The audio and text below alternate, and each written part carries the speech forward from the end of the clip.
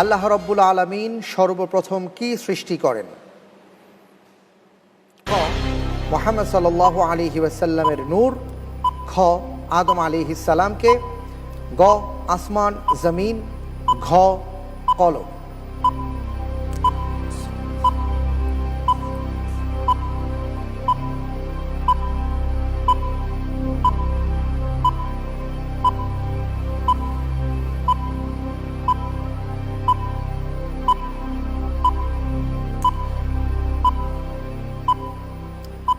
জি, আলহামদুলিল্লাহ। আল্লাহ সুবহানাহু ওয়া তাআলা পৃথিবীর সৃষ্টি জগতের মধ্যে সর্বপ্রথম কলম সৃষ্টি করেছেন।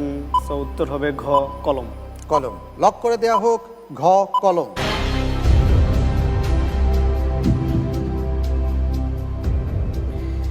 আপনি বলছেন কলম। সারা জীবন বিভিন্ন মানুষের কাছে শুনে এসেছি নূরে মুহাম্মদ। মুহাম্মদ সাল্লাল্লাহু আলাইহি সাল্লামের নূর। দেখি আপনার উত্তরের কি অবস্থা। আপনি যে উত্তরটি দিয়েছেন, আল্লাহ তাআলা সর্বপ্রথম কলম সৃষ্টি করেছেন, আপনার উত্তরটি সঠিক হয়েছে। আলহামদুলিল্লাহ। আলহামদুলিল্লাহ, আপনাকে মোবারকবাদ জানাচ্ছি। আমরা জেনে নিলাম প্রিয় দর্শক যে আল্লাহ রাব্বুল আলামিন সর্বপ্রথম কলম সৃষ্টি করেছেন।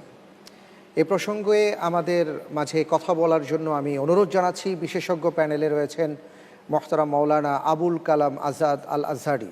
আল্লাহ সুবহানাহু ওয়া তাআলা সর্বপ্রথম যে সৃষ্টি সেটা হচ্ছে কালাম, যা কোরআনুল কারীমের বিভিন্ন আয়াত এবং রাসূল সাল্লাল্লাহু আলাইহি সাল্লামের হাদিস দ্বারা সাব্যস্ত হয়েছে।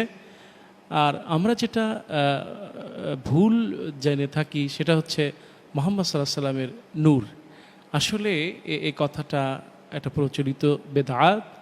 এর থেকে আমাদেরকে দূরে থাকা সকলেরই ঈমানের দাবি যে আল্লাহ সুবহানাহু ওয়া তাআলা সর্বপ্রথম যেটা সৃষ্টি করেছেন সেটা হচ্ছে কলম।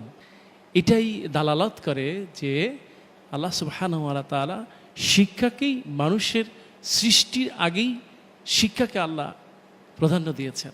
অনেক অনেক ধন্যবাদ আপনাকে। আলহামদুলিল্লাহ, আমরা জেনে নিলাম মূল বিষয়টি যে আসলে অনেক ভুল এমন আছে আমাদের প্রচলিত সমাজে যার কোনো ভিত্তি নেই।